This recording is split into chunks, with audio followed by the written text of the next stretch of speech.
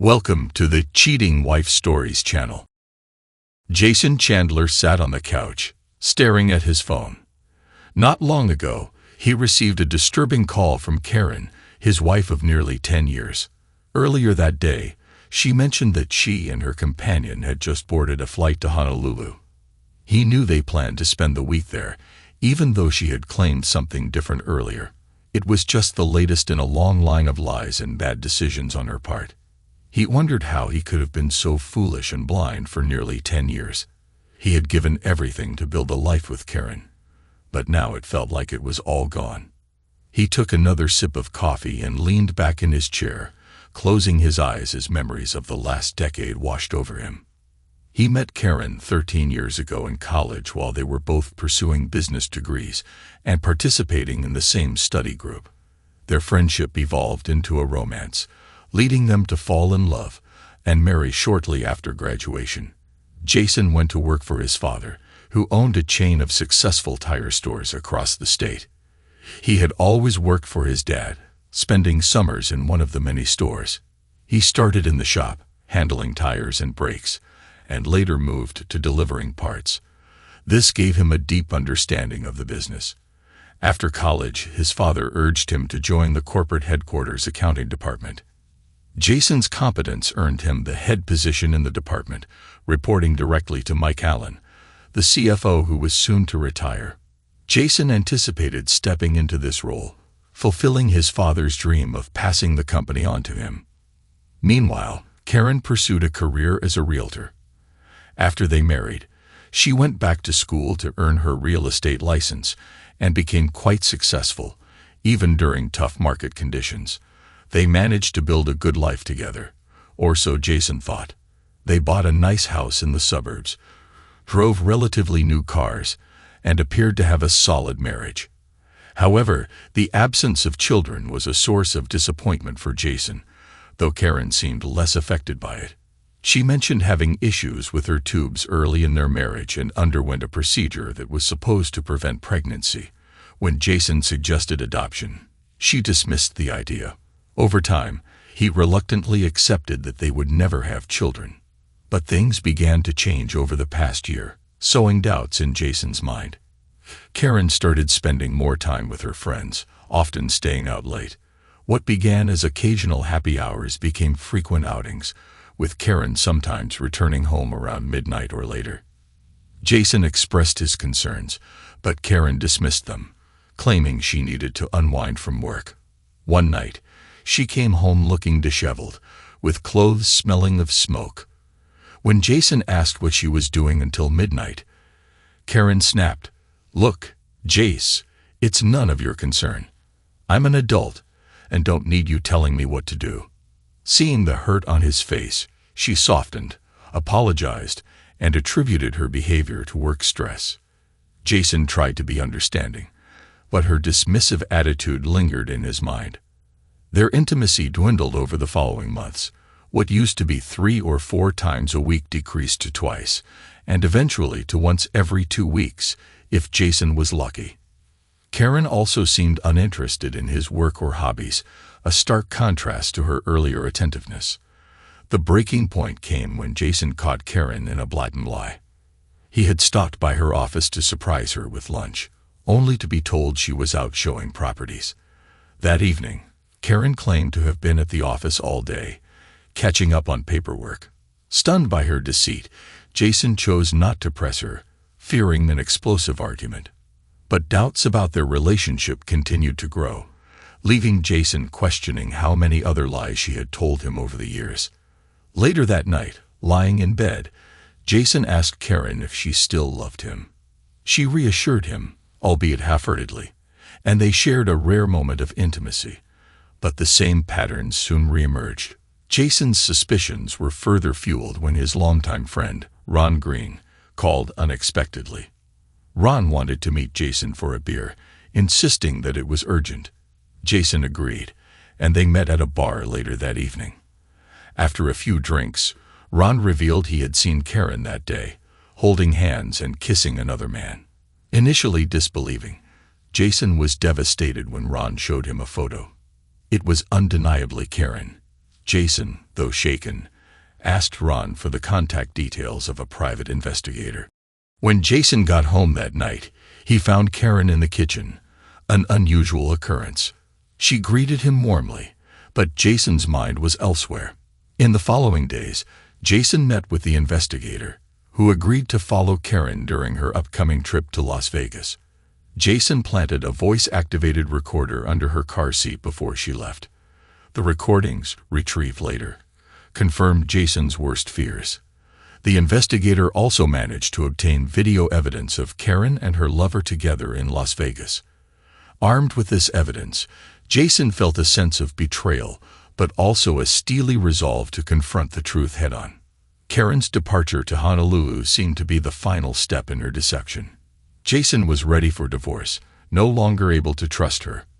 As Jason and the investigator delved deeper, they uncovered more secrets. Karen's hidden bank accounts, purchases of expensive gifts, and even a condo she bought without Jason's knowledge. Her hidden pregnancy and termination records were the most painful revelations, leaving Jason in disbelief about how much of their marriage had been based on lies. The day after Karen left, Jason received a call from her mid-flight. The call was brief, filled with background noise and panic. "I'm sorry. Forgive me," she cried before the call abruptly ended. Shortly after, news broke that Karen's plane had crashed into the Pacific Ocean.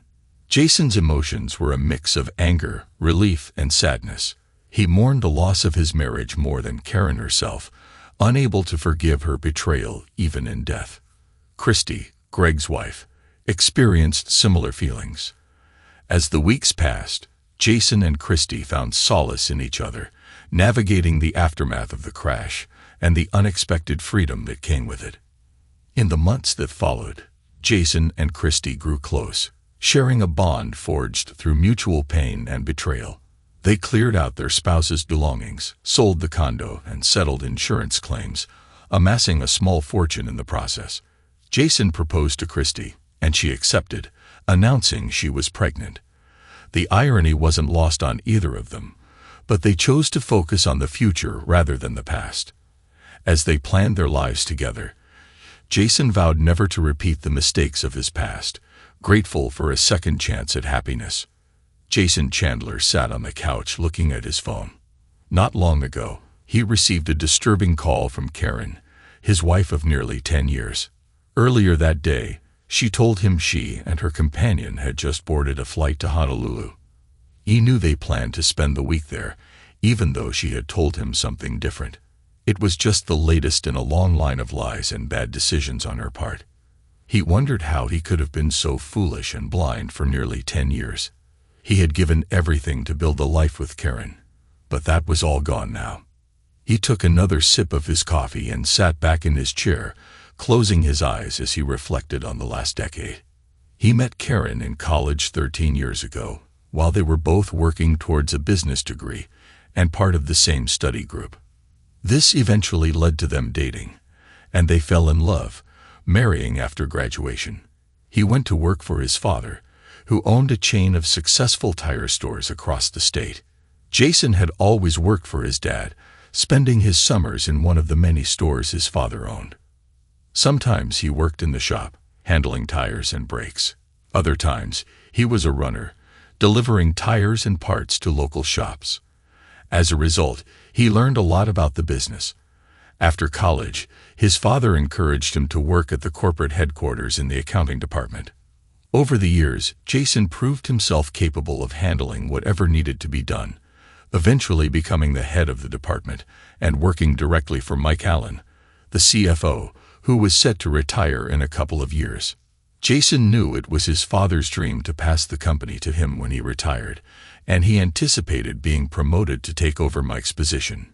Meanwhile, Karen had taken a job as a realtor.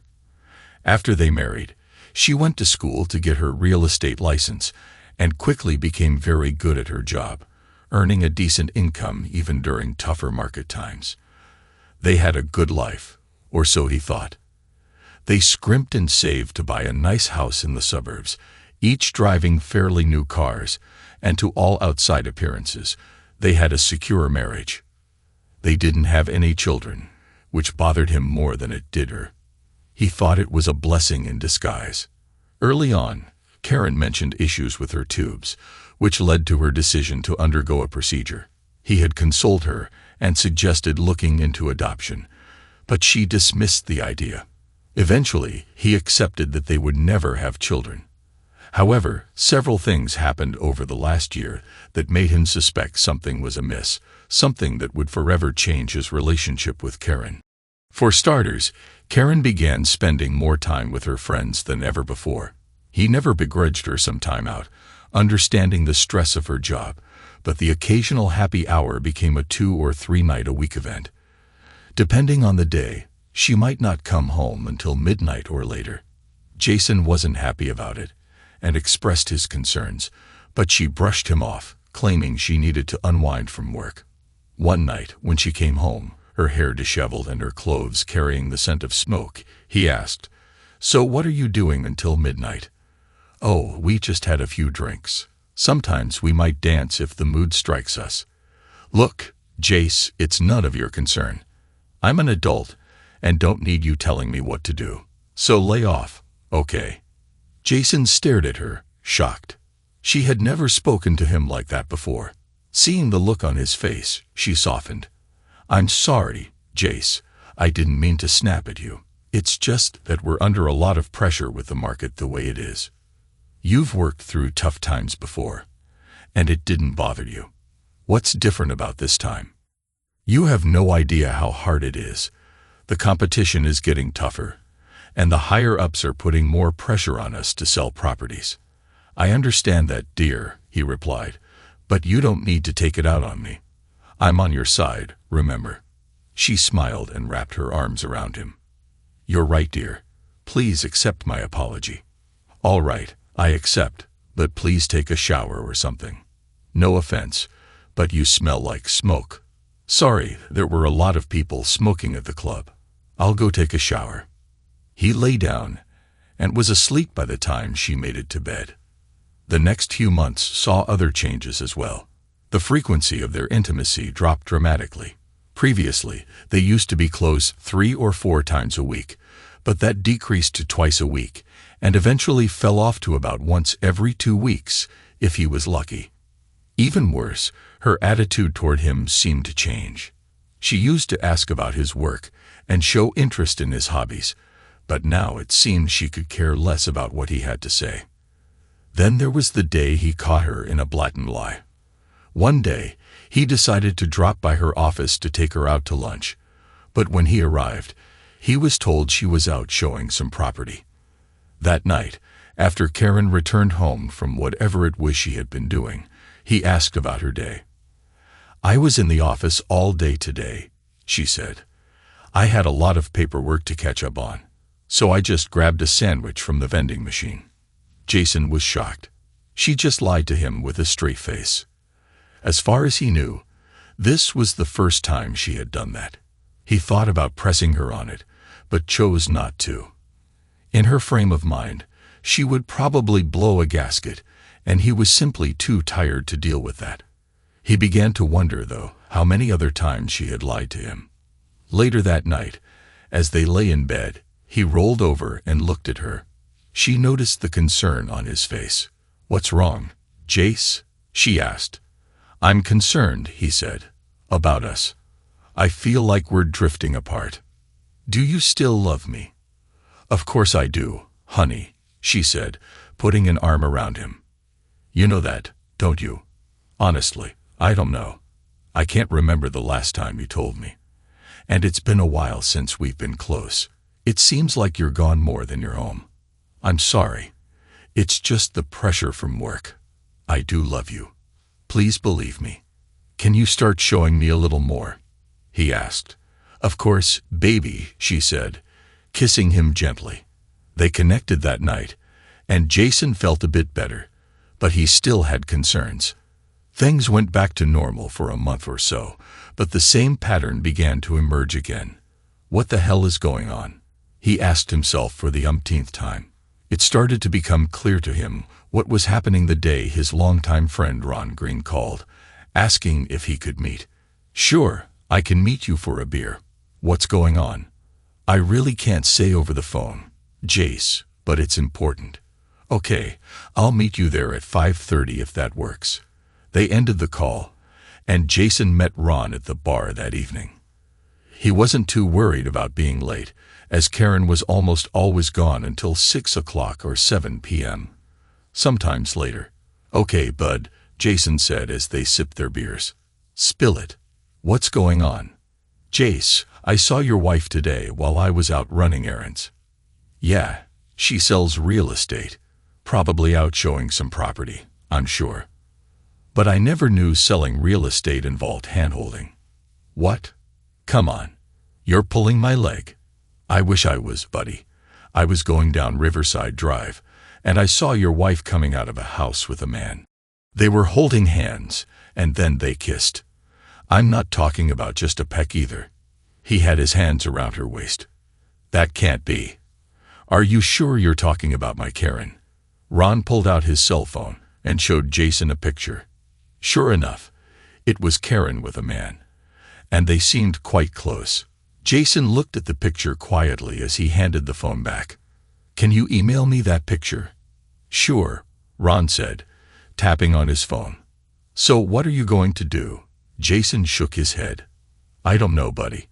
Things have been off for a while now, but I never thought she'd do something like this. A friend of mine is a private investigator. If you want, I can put you in touch with him. Do that.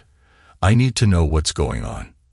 They said their goodbyes and headed out the door. Karen was in the kitchen when he got home. This was something new, he thought to himself. You're home early, he said, giving her a kiss. I'm not complaining, by the way. She smiled and kissed him back. Where were you? She asked. I was down having a beer with Ron. I wasn't expecting you home so early. So I figured, what the heck? Everything okay with your friend? She asked. Not really. He just found out that the wife of a friend of his is being unfaithful. Oh yeah. He saw her with some guy earlier today. Jason thought he saw her flinch just a bit.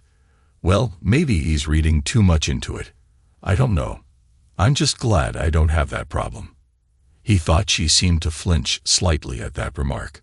It would kill me if you ever did anything like that to me, he said. I'd never do anything like that to you, she said, wrapping her arms around him. I love you too much. I'm glad to hear you say that, he told her, kissing her cheek. So, why are you home so early? Well, our annual company convention is coming up this weekend, so I thought I'd start packing. I wanted to spend the next night or two with you since we'll be apart for a few days, she said. It's in Las Vegas this year. Where at? He asked. Oh, over at the convention center. We're all staying at the Westgate Resort. I hear it's a 4-star hotel. So when are you leaving? He asked. Friday afternoon, right after lunch, she said. That was the day after tomorrow. You getting another award this year?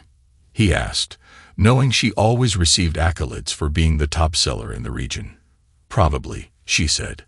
They shared another kiss. Well then, why don't I take you upstairs and congratulate you on another successful year? She smiled and took him by the hand. I thought you'd never ask, she said.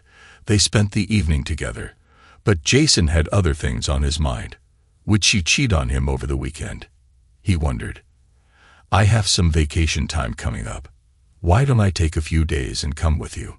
Maybe we can spend the week in Vegas and unwind a bit. Our 10th anniversary is coming up next week, you know. That sounds like fun. But I'll be so busy with seminars and meetings. I don't think we'd hardly ever see each other. Besides, they're expecting me to get right back to work after the convention. Listen, why don't we celebrate our anniversary when I get back? I'll make it up to you, I promise. Okay, I'm going to hold you to that. The next day, he contacted Ron and got the name and number of the private investigator. He arranged a meeting for that day and drove over before lunch. Good morning, Mr. Chandler, the middle-aged man said as Jason entered his cluttered office. Good to meet you. Ron said you might be calling. Please call me Jerry. What can I do for you? Jason explained the situation and told him about Karen's upcoming trip to Las Vegas. Vegas, huh? You think she intends to hook up with someone at the convention? I don't know. It's possible. Well, I have contacts out there who owe me a favor or two. Tell you what, we'll put eyes on her there. And if you want, we can sneak in a camera and a microphone. If you get me her room number, it'll cost extra. I figured that, but I need to know the truth. Jerry pulled out a digital audio recorder and handed it to him. This is really simple to use. It's voice activated, so all you have to do is slip it under her car seat and turn it on. You can retrieve it later after she's left. I'm assuming she'll be leaving her car at the airport. She usually does, Jason said. Good. Don't worry. We've got it all covered. If she is messing around, we'll find out. By the way, here's my private number. In case you hear anything, call me anytime. Thanks, Jason said, writing a check from his personal account instead of the joint account. Both he and Karen had their own personal accounts separate from the joint checking account used to pay the bills. They had agreed on this years ago, promising to deposit no more than 10% of their net earnings. Until now, Jason had used his account for clothes, incidentals, and presents for Karen. He had been saving for a cruise, but was now using it for something else. That night, Karen finished packing for her trip. Jason offered to carry her bags to the car, an offer she gladly accepted. That would be such a big help, she said, giving him a kiss. He carried the bags to her car, placing them in the trunk. He couldn't help but notice how much she packed. It was certainly more than enough for a weekend. As he put her overnight bag in the trunk, he couldn't resist the urge to see what she had taken. So he opened the case. He spotted the container holding her birth control pills right off the bat. Only 10 were left in the container. What the hell? He asked himself. Why does she have birth control pills? Didn't she say she had her tubes tied? Or was that another lie? He glanced at the clothes she packed. Some seemed appropriate for a business meeting, but much of it appeared to be club wear, tiny dresses he had never seen before and frilly underwear.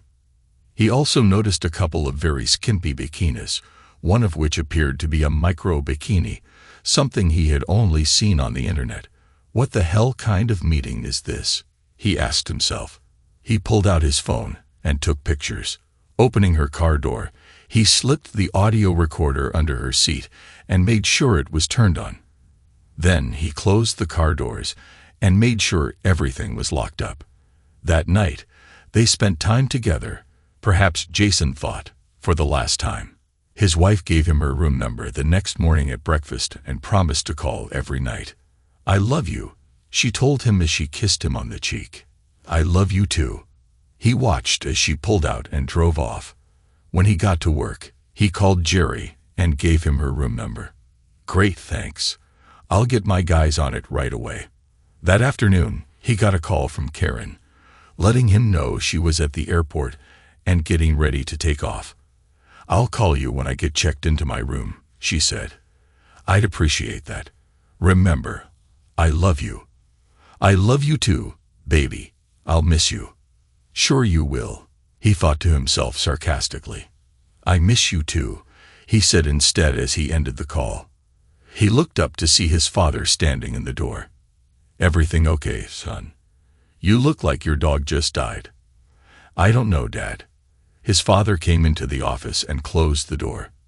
Everything okay at home? You want to talk about it?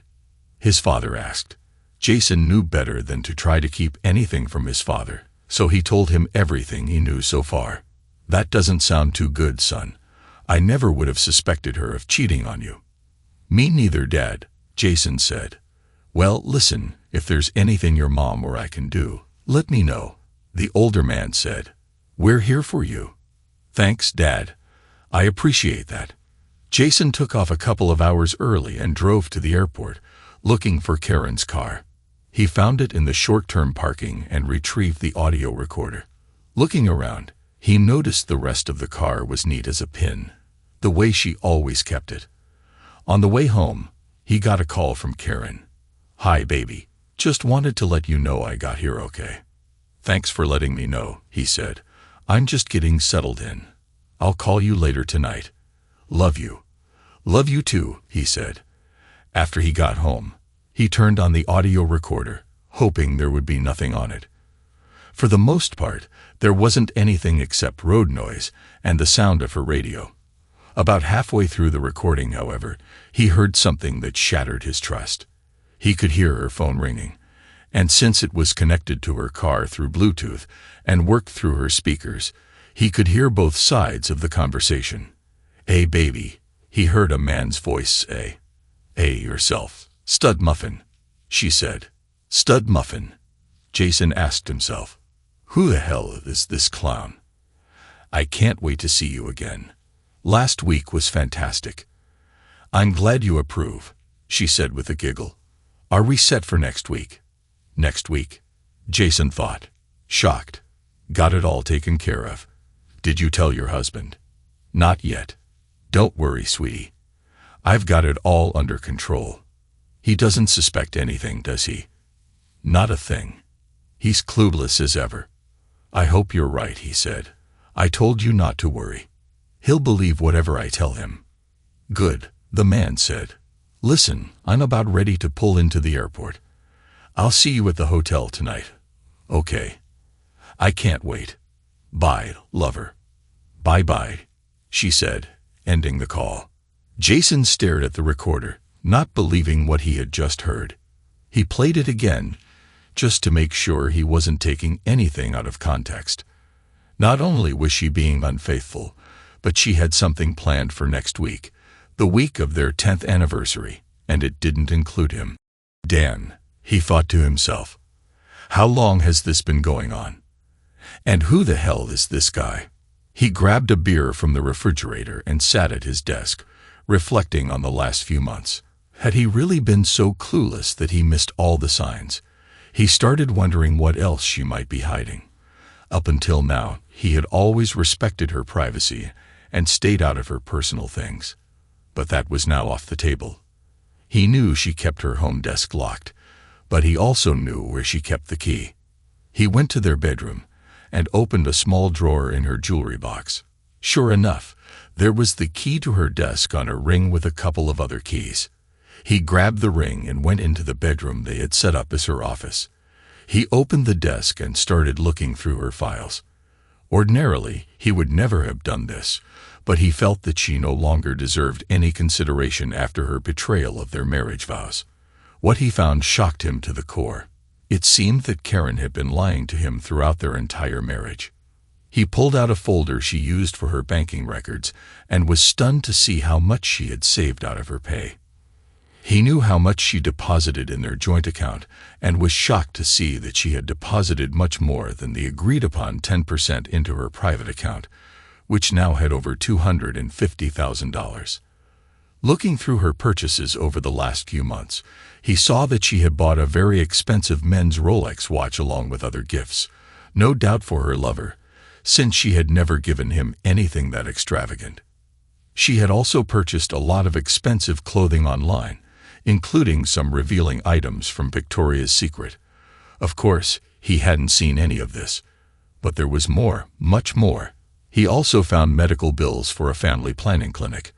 Apparently, she had been pregnant twice in the last 2 years and had gone in for an abortion both times. She had paid cash out of her own account. He wondered if one or both of the children she aborted were really his. He also saw that she had been paying for birth control pills for at least the last 4 years on a regular basis. Worse yet, he found a receipt for Plan B morning after pills. According to the date on the receipt, Karen had purchased them earlier this week. Among her receipts was a fairly recent one for a hefty down payment on a condo in a wealthy part of town. Was this to be her love nest? He wondered. Or was this part of her exit strategy from the marriage? There were also receipts for utilities and new furniture. He looked at the key ring he found earlier and wondered if one of them was a key to her condo. He intended to find out. He turned on her computer to see what he could glean from that. He knew she always wrote her passwords down and found a piece of paper taped to the bottom of her keyboard with a list of usernames and passwords written on it. He tried the first one, and sure enough, The computer came right up. Opening her browser, he found a link to an online email program and accessed it. The email client opened to her inbox, and he was shocked at what he found. There were several emails exchanged with someone named Greg Wilson, and most of them contained inappropriate comments about their encounters. He noted that the emails dated back almost an entire year, around the time he first noticed changes in her behavior. From what he could gather, their meetings initially occurred in hotel rooms, but later transitioned to her home. He spotted an email dated about 6 months ago that partially answered one of his questions. Greg had asked, "Did you take care of that little problem?" Karen responded affirmatively, explaining that she couldn't let him know she had been pregnant. Jason thought back 6 months and realized that was about the time he first caught her in a lie. As he kept scanning through the emails, he found a point where Greg suggested meeting in Karen's marital bed, but she firmly refused. "I will not do that to Jason," she replied. Greg countered with the idea of purchasing a condo with her earnings, suggesting it would allow them to meet without suspicion. That had been 3 months ago, and the receipt for the down payment was dated just over a month ago. Jason sat back, shocked by this revelation. The emails revealed that she was planning to use the condo as a place to meet up with Greg. He continued looking through the emails until one made him pause. Greg asked, "Why do you stay with your husband? Why not just leave him and move into the condo?" Karen replied, "Believe it or not, I still have feelings for him. He may be a straightforward accountant, but I like him, and he's good to me. I only got the condo for a place to meet without risking being seen at a hotel." Jason began printing her emails and copying the receipts he found when the phone rang. Karen's number flashed on the display. "Hello," he answered, keeping his voice steady. "It's me, babe. Are you all right? You sound out of sorts," she said. "I got a splitting headache," he replied, not wanting to let her know he was onto her. "I just wanted to let you know I'm settling down for the night. You should take something for that headache and get some rest. I love you and miss you," she said. "Yeah, me too. Goodbye." He ended the call. Wondering if she noticed he didn't specifically say he loved or missed her, he felt a surge of anger. The truth was he was close to punching a hole in the wall. He decided to find out who this Greg character was, so he began searching on the website for the company Karen worked for. Sure enough, he found Greg Wilson listed as the regional manager. He printed the page and added it to his stack of documents. Unable to rest, he verified the address of the condo and wondered if she had a security system set up. Looking through her paperwork, he found a series of numbers next to the word alarm. Of course she would write it down, he thought. She documented everything. Closing her computer, he headed out, stopping in the garage to grab a pair of latex gloves to avoid leaving any evidence. He found the complex easily and parked in her allotted spot. Walking to the door, he put on the gloves and tried one of the keys from the ring he found in her jewelry box. The door opened, and he stepped inside.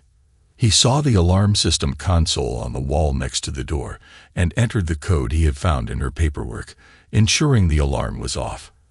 After turning on some lights, he looked around the condo and was impressed with Karen's choice of furnishings.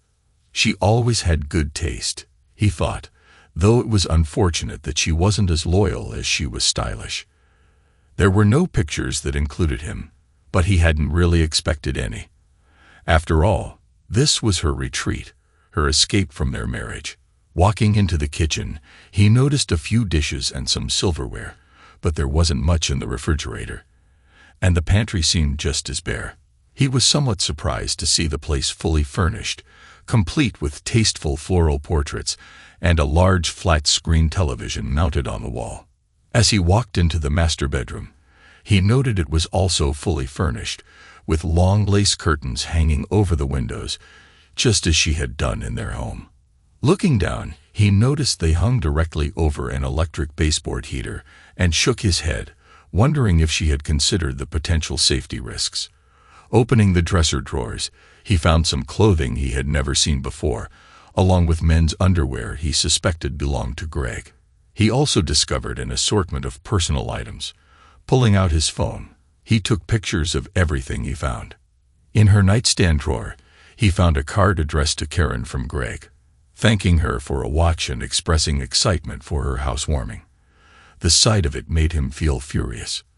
He continued searching and found more clothes, both men's and women's, hanging inside the walk-in closet. In the master bathroom, he spotted 2 toothbrushes hanging over the sink and towels on the rack next to the shower. He pulled out his phone again and took more pictures. The second bedroom only contained a small desk and a chair, with a network cable suggesting she used it for her laptop. A few pieces of mail addressed to her lay on the table, all from utility companies. He took a picture of those, ensuring her name and address were clearly visible. The windows here, like in the master bedroom, were also covered with long lace curtains that fell right in front of an electric baseboard heater. Looking around, he noticed a few other things that could be considered safety hazards. For example, there were no smoke detectors in the bedrooms, and the one mounted in the kitchen ceiling looked very old. He wondered if it even had a battery in it. Making sure everything was as he found it, he turned off all the lights, reactivated the security system, and left, ensuring the door was locked behind him. He returned to his car and headed home, considering his options. Divorce was a clear choice in his mind. Even if she ended things with her lover, he could never trust her again. He knew that men often got the short end of the stick financially, but from her financial records, he saw she made considerably more than he did, which he hoped would be enough to avoid alimony. He decided to wait until he spoke with an attorney before taking any action, and hoped that her purchase of the condo in her name would mean he wouldn't have to give her the house or sell it and split the proceeds. In his mind, she had abandoned him when she bought the condo without telling him. They didn't have any children, so child support and custody weren't issues, but he wanted the 2 cheaters to pay for what they had done. Violence was out of the question, as he had no desire to go to jail. After getting home, he looked in the phone book and found a listing for Gregory Wilson. Hoping it was the right Greg Wilson, he dialed the number. "Wilson Residence," said a female voice. "Is this Mrs. Wilson?" he asked. "Yes, it is. To whom am I speaking?" "My name is Jason Chandler. Is your husband the regional manager for Acme Real Estate?" Jason inquired. "Yes, he is, but he's gone to a conference this weekend and will be out next week visiting other offices. You'll have to call the regional office and leave a message for him there." "Actually, Mrs. Wilson, you're the one I'd like to speak with," Jason said. "Oh," she responded. "Yes, ma'am. I hate to tell you this, but my wife is having an affair with your husband." "Are you sure about this?" she asked. "Yes, I am, and I can prove it." "You have ironclad proof of this?" she questioned. "I can even show you where they get together, if you want." He could hear her sigh over the phone. "Is tomorrow okay?" she asked. "Sure. What time works best for you?" "Make it about 1 o'clock in the afternoon," she suggested. He gave her the address and directions to Karen's condo. "I'll see you there then," Jason told her, ending the call. Smiling, he went to his desk and began making a list of things to do. The first thing he decided would be to change the locks on the doors. He could wrap that up in plenty of time to meet Greg's wife at Karen's condo. He considered getting drunk that night, but dismissed the idea.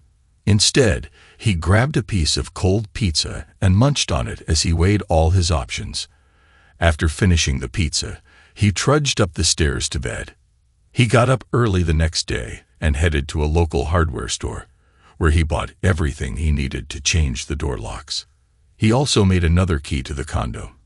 By noon, he had all of them changed, showered, and grabbed the audio recorder along with all the emails he had printed from Karen's account. He headed over to her condo to meet Greg's wife. He pulled into Karen's parking spot and spotted an attractive dark-haired woman in a Toyota Corolla not far away. He walked to the car and knocked on the window. She rolled it down and looked at him. "Are you Christy Wilson?" he asked. She nodded. "I am." "You must be Jason Chandler." "One and the same," he said, opening her door. "Come with me. I'll show you where they are spending time together. You may want to put these on first, though," he added, handing her a pair of latex gloves. "I don't want to leave any fingerprints." "Good idea," she said. They went to her door, and Jason used the key he had made to open it. He was glad to see it worked. After turning off the security alarm, they stepped inside. Jason showed her the bedroom, opening the drawers and closet so she could see Greg's clothing. "Oh my God! I've been looking for some of this stuff for the past couple of weeks. I was wondering where his clothes were disappearing to," she exclaimed. "Has your husband been wearing a Rolex watch lately?" Jason asked. She nodded. "Yes, he told me it was a gift from management." Jason shook his head and pulled the card out of Karen's nightstand. He opened it up and showed it to her. She read the note and began crying. "Is that his handwriting?" Jason asked. "Yes," she said, sobbing. "There's more," he said, pulling out the emails and the audio recorder. She read through the emails, tears flowing down her cheeks. Then he played the audio from Friday. "I'm sorry about all this," he said, wrapping his arms around her. He felt like crying as well, but held it in. "It's not your fault. I've suspected something like this for a while, but I never had any proof," she said. After a while, she collected herself and looked at him. "So what are you going to do?" she asked. "I'm going to divorce her. What about you?" "I'm kicking that lame dog out of the house as soon as I see him," she said. Suddenly, she stopped crying and looked at him. "I've got an idea," she said. "What?" he asked. "They want to live here together. Why don't we help them?" "What do you mean?" he inquired. "I mean, why don't we pack their things up and drop them off over here?" she responded. Jason thought for a moment and smiled at her. "I kind of like that idea, but we better get moving. They'll be back in a day or two." She shook her head. "Greg said he would be gone for a week after the conference. I bet anything she'll find an excuse to be gone as well." Jason suddenly remembered the recorded conversation. Karen specifically asked him if he had everything set for the next week, but didn't indicate what it was they had planned. "Damn, I think you're right. Still, I want to get her things out of my house as soon as possible." "I agree. Meet you back here in, say, 3 hours, she suggested. "Works for me. I'm just going to toss her stuff in trash bags. So I think I can do that, and be back here in 3 hours. "I'll see you then," she said, standing up. Jason took a hard look at her. She was shorter than Karen, with a girl-next-door charm that added to her shapely figure. He thought Greg was a fool to cheat on this woman. They left the condo and arrived about 3 hours later, their cars crammed with bags full of their respective spouses' belongings. They carried the bags into the condo and tossed them into the nearly empty second bedroom, not caring if anything broke. They knew the two would have to spend hours sorting through everything. "I don't know about you, but I wasn't exactly careful with his things," she said. He laughed. "Neither was I," Jason said, and they shared a high five. "I don't know about you, but I'm hungry," he added. "Me too. I could really go for a nice juicy hamburger. A big thick cheeseburger sounds really good to me as well. I know just the place. Care to join me?" "My treat." "Lead on," she said. He drove to the bar he and Ron liked to visit, and she followed. After they parked, Christy looked at the front of the building. "A bar?" she asked. "Trust me, they make the best burgers here. You'll love it." "Okay, I just hope you're not going to ply me with alcohol and take advantage of me," she said. He laughed. "As inviting as that sounds, I wouldn't do that to you." "Darn," she said, laughing. They went inside and ordered a beer and a burger with fries. As they ate, they swapped stories of their failing marriages. Her story was somewhat similar to his. She met Greg in college, and they married shortly thereafter, except she wanted children, and he didn't. He started working for Acme Real Estate, and she got a job doing accounts receivable for a home improvement company. "Are you a CPA?" he asked. She shook her head. No, I never went quite that far, but I was hoping to do so someday, she said. He told her about his background and job. We're always on the lookout for a good person. Maybe if you can get me a resume, we can help each other out. I just may do that, Mr. Chandler, she said, taking a bite of her burger. Just then, his phone buzzed. He saw the number was Karen's, so he answered. Hello, he said in a neutral tone. Hey baby, Karen said. He could tell she had been drinking. What are you up to? Oh, just down at the bar getting a burger. What's up with you? Guess what? I got the top seller award, she said, not waiting for his response. I'm happy for you, he replied. Yeah, and they want me to stay here in Vegas next week to work with their agents, she continued, clearly excited. He already knew that was a lie. Isn't that terrific? There's talk that I might get moved into management soon. No doubt because of someone else, he thought to himself. That's wonderful. What about our anniversary that's coming up this Wednesday? I know, and I'm sorry about that. Maybe we can celebrate it next weekend. Don't bother. I know your work is important to you, and I sure wouldn't want you missing a big sale. What's that supposed to mean? She asked. Nothing. It's just that you only get to celebrate 10 years of marriage once.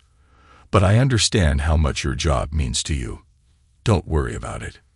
Well, yes, my job is important to me, but I thought you might be happy for me, she said. I'm very happy. Go work with your agents. Don't worry about me, he replied. I love you, she said. Okay, me too. Bye. With that, he ended the call and looked at Christy. Well, there it is, he told her. She shook her head. She's actually choosing Greg over your anniversary, Christy said, placing her hand on his. He almost broke down crying. Here was someone he barely knew, more concerned about him than his own wife. What a... I'm sorry. Thanks, he said, trying to smile. He pulled out Jerry's card and called his private number. Jerry, he said when the older man answered. Jason Chandler here. I just heard from Karen, and she tells me she's going to be in Vegas for another week. I take it you don't believe her? Jerry asked. Not for a minute, Jason said. Well, I was just working on your report, but I can have my guys watch them and see what they do. We can go from there. I heard the conference wrapped up a couple of hours ago, and they're now in full party mode. Most everyone is going home tomorrow. By the way, your wife and her lover spent the night together last night. I've got some video I think you might be interested in. I'll email it to you if you want. It'll all be in my report. That would be great. Thanks, Jerry. He ended the call and looked at Christy. Well, we'll find out tomorrow what's really going on. The two lovebirds spent the night together. My guy is going to email me some video. Are you interested in looking at it with me? Not really, but I feel like I should. He nodded his head in understanding. Well, let's head over to my house then, he said, standing up. After Jason paid for the meal, they left the bar and headed for his house. By the time they got there and settled into his office, the video had arrived in his email. Want something to drink before we watch this? He asked. Sure. Coke, if you have it. One Coke coming right up, he said, going into the kitchen. He came back with 2 cold Cokes and handed one to her. He fired up the video, and they watched as Karen and Gray engaged in various activities, both Jason and Christy fighting back tears as they witnessed their spouses being unfaithful. Even more devastating was the pillow talk afterward. What do you think our spouses are doing right now? Karen asked. Well, if I know Christy, she's probably watching one of her boring movies or maybe reading one of her stupid books. Yeah, I know what you mean. I imagine Jason is probably working on another one of his spreadsheets or looking over the stock reports. Greg chuckled at that. You'd think he was saving the world or something. Christ, his father's company sells tires, for crying out loud. What's so important about that? So have you figured out what you're going to tell him after the awards banquet tomorrow? Greg asked. Yeah. I'll just tell him I've been asked to stay in Vegas for a week to shadow the reps here. He'll believe that. Hell, he'll believe anything I tell him. I could say the moon is made of green cheese, and he'd go along with it. By the time he figures it out, we'll be on the beach in Hawaii. I can't wait to see you in that new bikini you got." Christy went berserk. "Hawaii? That jerk is taking some time off to Hawaii. I'll rip his." She looked at Jason. "Sorry for calling your wife a..." "Don't be. I would have called her worse." They turned back to the video. "So what about your anniversary? Are you just going to blow it off?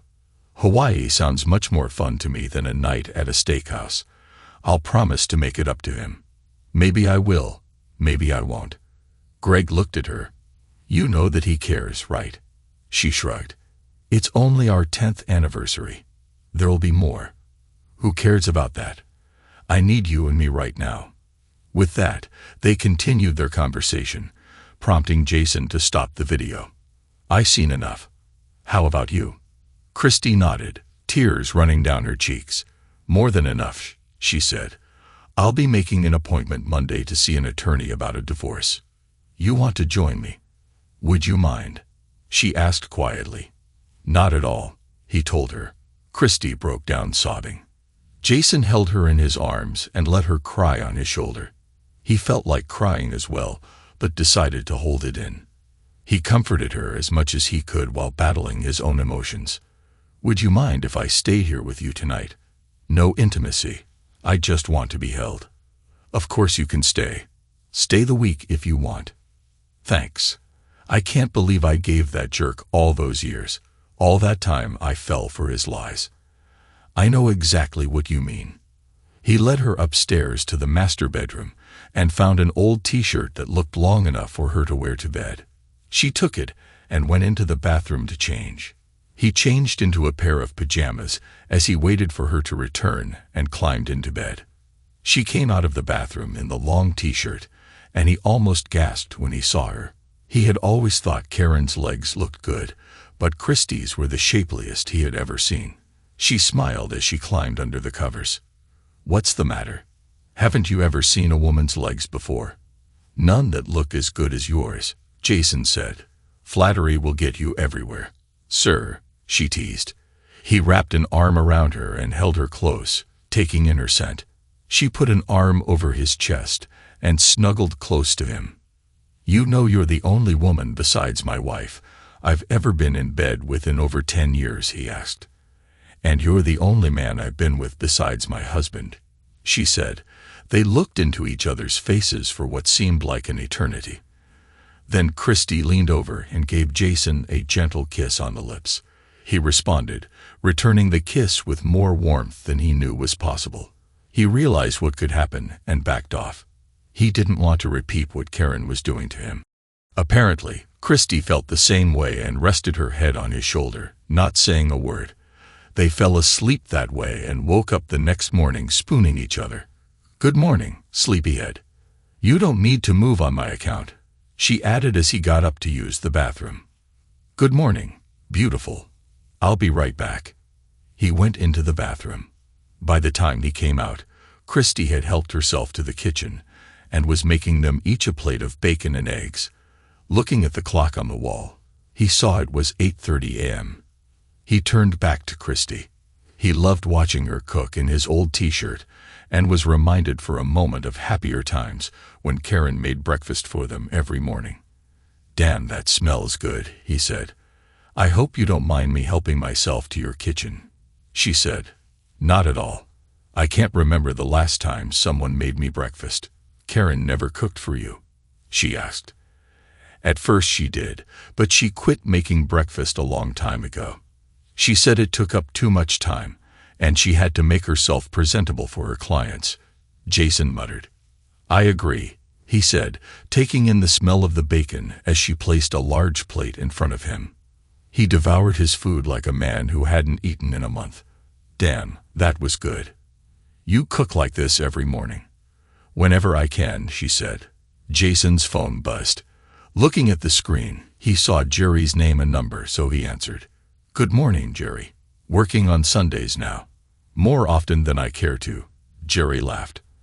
I just wanted to let you know that your wife and her lover boarded their flight in Las Vegas just before 6 o'clock this morning. They had a 40-minute layover at LAX, and the plane took off from there about an hour ago. They'll be landing in Honolulu in about 5 hours or so. I have the flight information if you want it. I do, Jason said. They're on American Airlines Flight 31. I have someone in Honolulu ready to pick up their trail when they get there. Thanks, Jerry, Jason said, writing down the information. He ended the call and looked back at Christy. Well, it's on. They're on their way to Hawaii.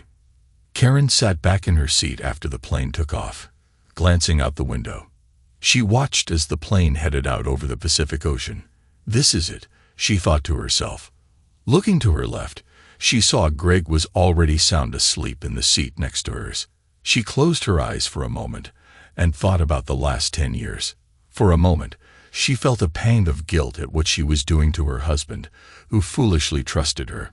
Deep down, she knew that this was just the latest in a series of bad decisions on her part. But she rationalized that she owed this to herself. Eventually, she thought, this would end with Jason none the wiser.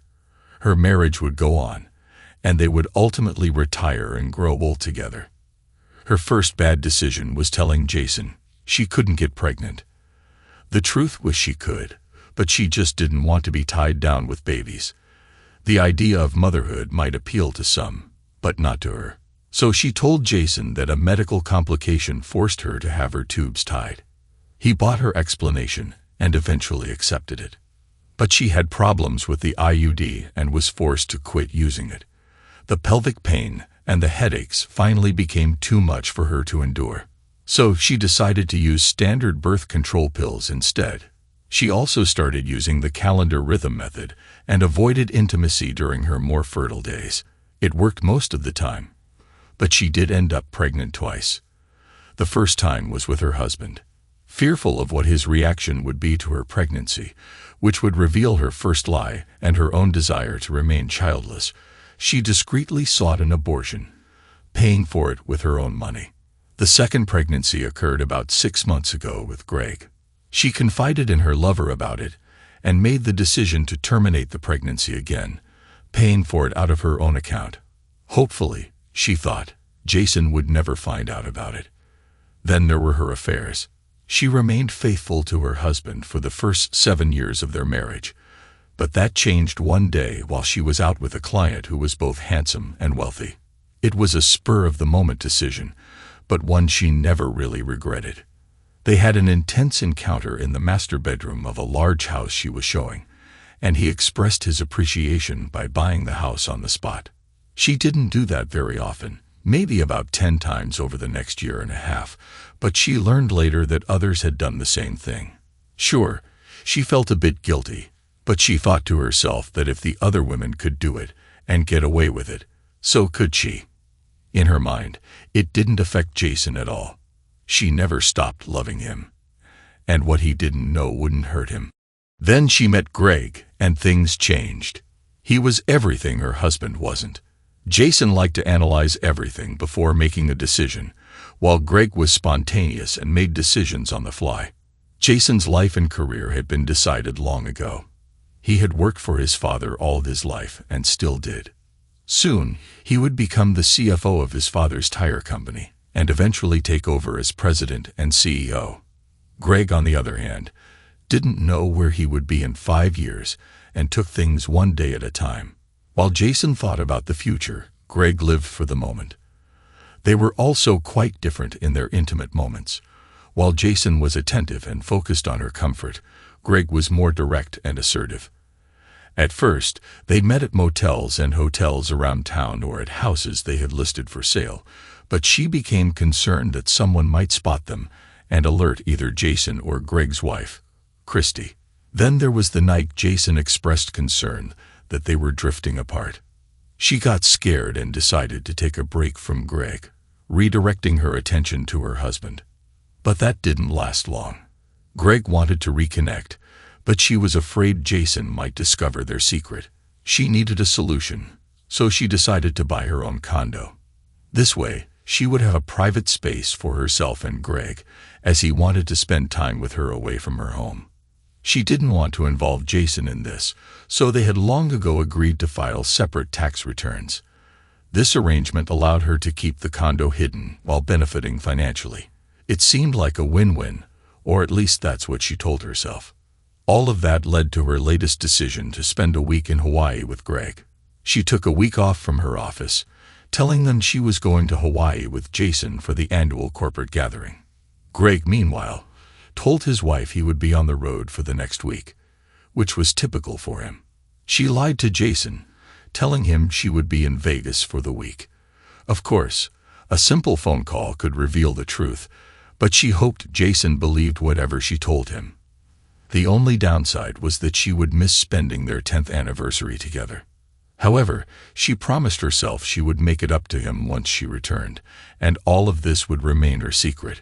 She smiled as she looked down at the blue water below, thinking about Hawaii. She pulled out her phone and checked for messages or calls. That's when her world collapsed. She saw a message. "Your belongings have been moved to your love nest.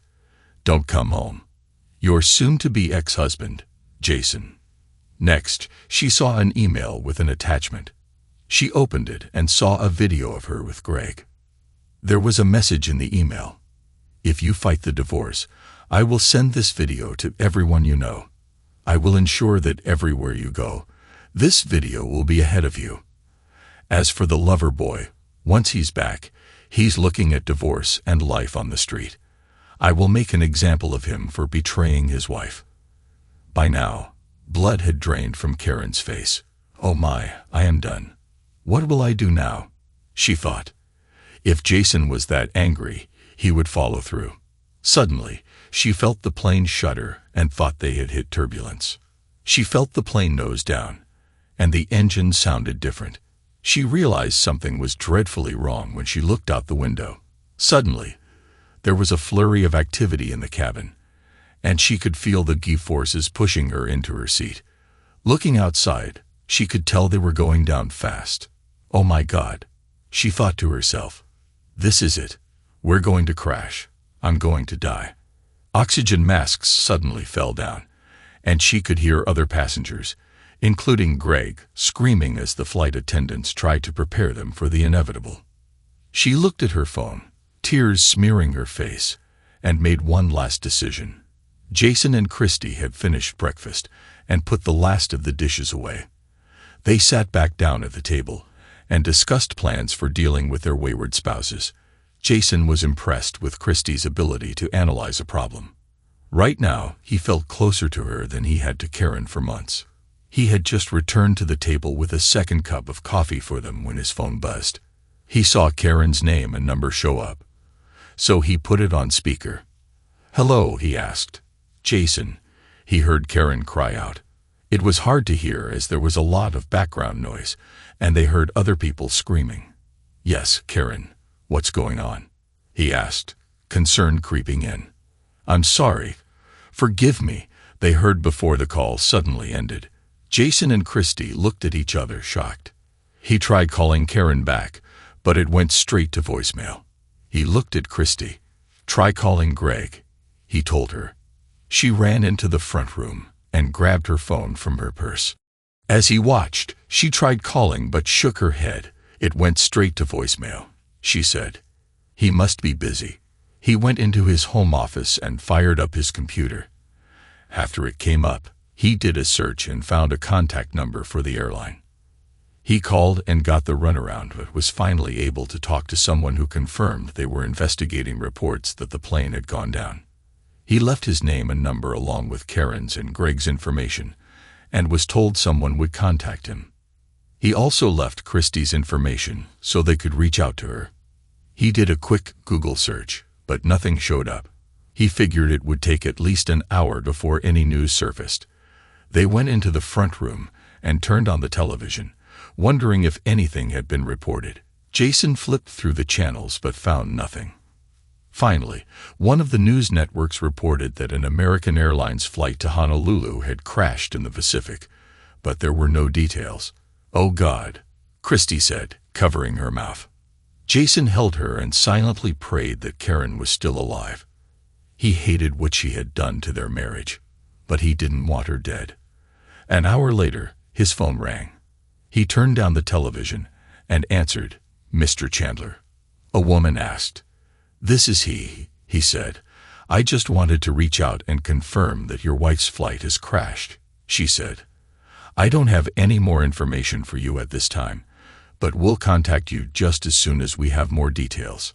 "Thank you," Jason said, ending the call. He and Christy shared a hug and shed a few tears. A few minutes later, Christy's phone rang, and she was given the same information. Sometime later, his father called. This was not unusual, as his parents often reached out to him whenever they heard something like this on the news. "Hey, Jace," his father said. "Hey, Dad, how's it going?" he asked. "Just got back from church. Did you see the news about that crash?" his father asked. "Yeah, I did," Jason said. "That's terrible," his father continued. "By the way, how's Karen? Isn't she on her way back from Vegas?" "She's not doing too well right now, Dad. She was on that airplane that crashed." "What?" his father asked, shocked. "What was she doing going to Hawaii without you?" "She was with her boyfriend," Jason said. "Oh my God," the elder man said. "I'm so sorry to hear that, son. Listen, take the week off and take care of things. I'll let Mike know. If there's anything we can do, just call, okay?" "Thanks, Dad," Jason said, ending the call. His mind flooded with conflicting emotions. On one hand, he was sad that Karen was, in all likelihood, dead. On the other, he was angry with her for cheating. He was also angry at himself for not confronting her sooner.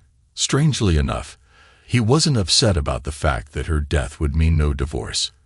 Then he had another thought. He would have to deal with all her final expenses, including the condo. Crap, he thought to himself. He looked at Christy and wondered how she would manage all this. What would she do? He asked himself. He had a thought and approached her. "Christy, why don't you sell your place and move in here with me?" She looked up at him, tears filling her eyes. "Do you mean that?" she asked. "Yes, I do. I have another bedroom upstairs, and you're going to have a lot to deal with over the next few months. Maybe we could help each other get through this." She thought for a minute before answering. "Why not? But only on one condition." "What's that?" he asked. "You let me sleep in your room," she said. "Seriously?" Jason asked, surprised. This was moving much faster than he thought it would, and he wondered if it was wise. He set that thought aside and decided to throw caution to the wind. "Yes, I haven't really had the comfort of a partner for a long time. Last night, I felt content for the first time in ages. Is that okay with you?" "It's more than okay," he said. "Good. Then I'll run back to the house to get my things, and I'll be back over tonight," Christy said. Jason nodded. "I'll be here," he replied. After she left, he called Lucy, the woman who ran the office Karen normally worked out of. "Hello," she said when she answered. "Lucy, this is Jason Chandler," he said. "Oh, hi, Jason. How's Hawaii?" "I don't know. I hear it's nice this time of year." "Why?" "Well, Karen said the two of you were going there after the company meeting. I assumed you were on your way." "No, she was on her way to Hawaii, but not with me. She left with Greg." "What?" Lucy asked, shocked. "That's right, but she didn't make it. Neither did he. The plane they were on crashed into the Pacific Ocean earlier today." "Oh no. Do you know if she made it?" "I don't think either of them survived the crash," he said. "I'm so sorry. Please accept my condolences, and thanks for letting me know. I'm not sure if you're aware of it, but the company has life insurance for all their employees. I'll get the paperwork started first thing in the morning, but I will need something from the airline. Can you get that to me?" "Yeah, I'll get what I can. I do have a question for you, though." "What's that?" Lucy asked. "Were you aware that Karen was having an affair with Greg?" he asked. "I suspected there was something going on. There were rumors, but nothing more. We usually don't gossip about things like that in the office." "I see. Well, that's all I have. I'll be in touch." "Thanks. And again, please accept my condolences. I appreciate that," Jason said, ending the call. That night, as he and Christy watched television, a report came on about the crash. According to the report, the plane's final moments were captured by a crewman aboard a freighter that was just a couple of miles from the crash site. The network aired the amateur video, which clearly showed the airplane rapidly falling nose first. It looked like the craft literally pancaked as it hit the water. The report said the freighter changed course to see if they could recover any survivors. They pulled a number of bodies out of the water, but there were no survivors. They also recovered a lot of luggage, including Karen's and Greg's. Neither of their bodies were found. The next few months were hectic for both Jason and Christy. She moved in with Jason and sold her house. Jason had plenty to deal with, including Karen's condo. There was nothing in it he wanted, so he gave everything away to Goodwill, which was more than happy to take it. He finally sold the condo, getting back what Karen had originally paid for it. Both he and Christy received an insurance check for $500,000 from Acme Real Estate for the deaths of their respective spouses. Christy moved in with Jason, and they immediately began exorcising all traces of Karen. Pictures came down, knickknacks were removed, and furniture, especially the bed, was replaced. Jason let family members take what they wanted. The rest, including the 2 cars, was either sold, donated to Goodwill, or tossed in the dump. Jason also had to jump through hoops to resolve Karen's bank accounts.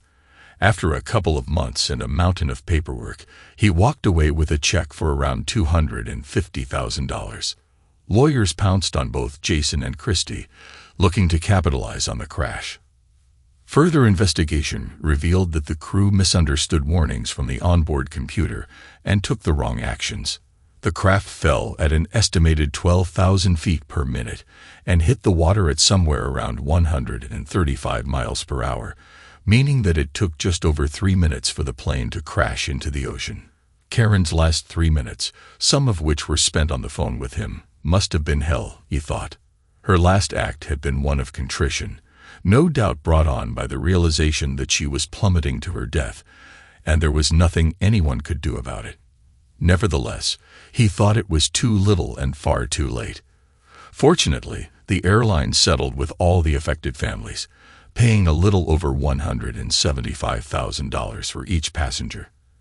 Between Jason and Christy, they grossed a bit more than $1.6 million after everything had been accounted for. Of course, the taxman got his share, but they still ended up with a very tidy nest egg. Since neither Karen's nor Greg's remains were found, there was no need for a funeral, but Jason and Christy held memorial services, mostly for the benefit of their respective families. Neither one shed a tear for their deceased spouses. They discussed that Jason would not piss on their symbolic graves. But a few weeks later, Jason visited the cemetery. "I just came to tell you that I am very happy that you are dead. The divorce would have cost me money. But since your death, I am getting money. Thanks for dying." Jason began walking away but then turned back, feeling a sense of closure. "I will regret not confronting you and watching your face turn white, but letting go in this way is a much better feeling." 3 months after the services, Christy left her job and went to work for Jason. By now, they were madly in love with each other. One night, as they ate dinner at the local Texas Roadhouse, Jason got down on one knee and proposed. Christy squealed with delight as the people around them applauded. "It's about time you decided to make an honest woman out of me," she whispered in his ear. "Why is that?" he asked. "Because you're going to be a daddy," she said. He covered her face with kisses. "I love you so much," he told her. "I love you more.